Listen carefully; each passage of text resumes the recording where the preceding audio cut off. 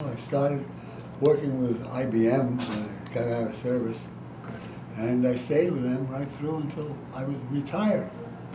And I was working primarily in the building maintenance and operation type of thing. And we did the best we could, and then we went outside and got professionals to handle it. And I don't have much more to add to that. It was I must say this, it was a grateful delight to be working with that firm. They knew less than I did, so I was always one step ahead of them. Okay.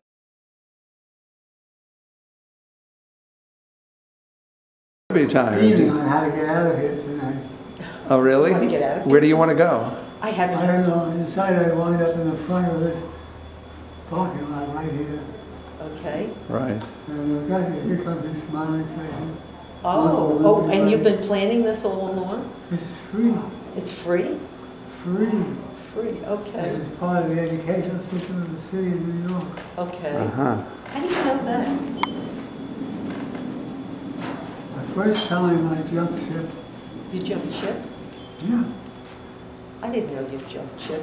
I took a car and wound up in the school. Uh-huh.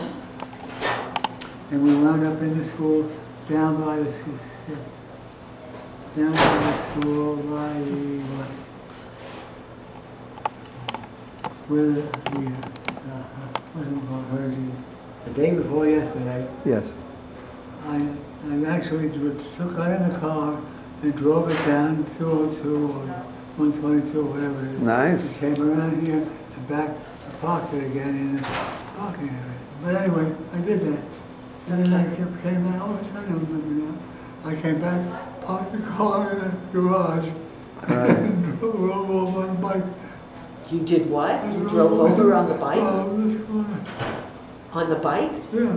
Oh, the bike's in Florida. And you've got a flat tire on the bike.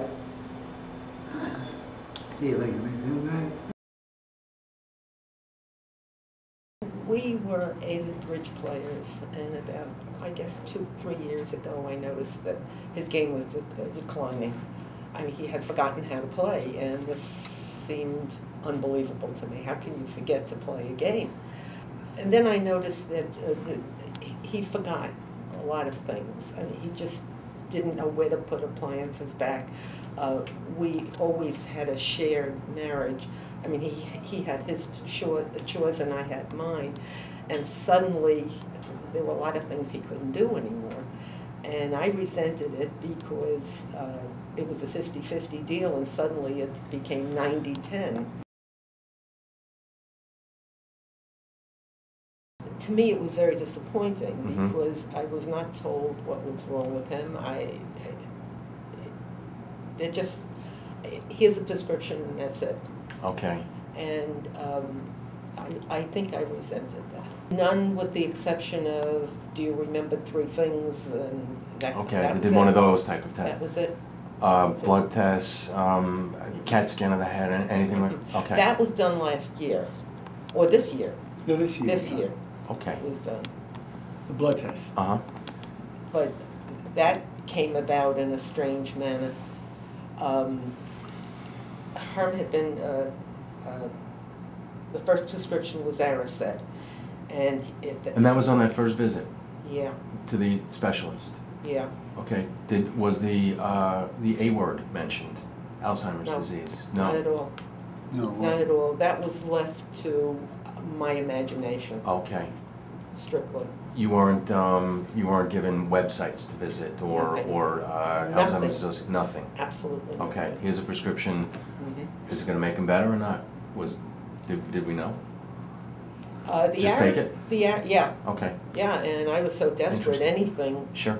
That would help fine. Okay. And very naive too, because I had done sure absolutely no research, nothing, consequently I did. Of course. But at any rate, from the Aracet, which he was on for a year, he was put on Namenda. And the Namenda twice a day was not is not beneficial at all. As a matter of fact, it worked in the reverse. How was that? I don't, very lethargic. Yeah. It just didn't work. So on my own, I cut it down to 1 a day instead of the 2 a day, which the doctor said was okay, fine. He also put him on Razodine. And, I mean, he started hallucinating. Why was the Aricept stopped and the Razodine started? I don't know. Okay. I don't know. Okay. This hair doctor said to do this, and fine. Sure. We did it.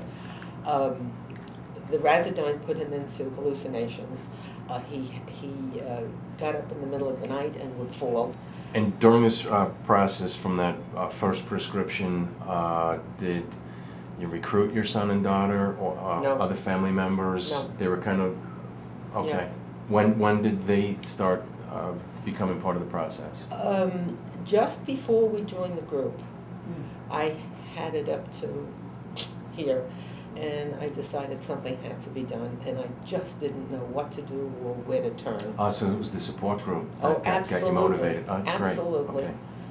Okay. And at that, just before that time, I sat the kids down and I said, now look, it's time to have a heart-to-heart talk, and you've got to help me because I'm not capable of doing this by myself. Herman was I've mentioned this before, Herman's the alpha member in our family. Okay. There's no question. And, So there's a little role reversal there of the alpha male, alpha female. Very much. Okay. Very much so. And it's difficult for me. Are you not comfortable in that role? No. At 83 years of age, this is pretty difficult. Okay. And frankly, I was concerned, as everyone is in the support group, what happens if something happens to me? What happens to her? This is a big problem. Exactly. And we discussed that with the kids. The future, actually. Now, I don't know what is going to happen to us, considering the age we're at. I mean, what stages are we going to go through? I don't know. You know, I don't know how the disease is going to progress for her. I miss socializing with friends. Now, what's preventing you from socializing?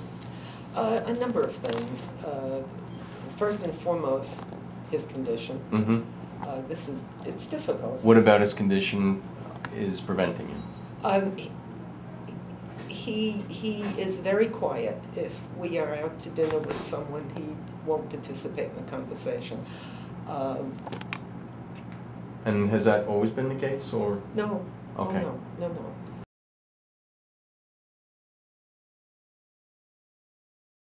An enormous difference, not only since October, but since before Christmas.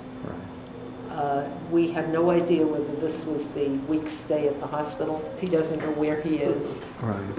Or what life is like for him at this point. Right. He certainly looks different. But apparently he's happier here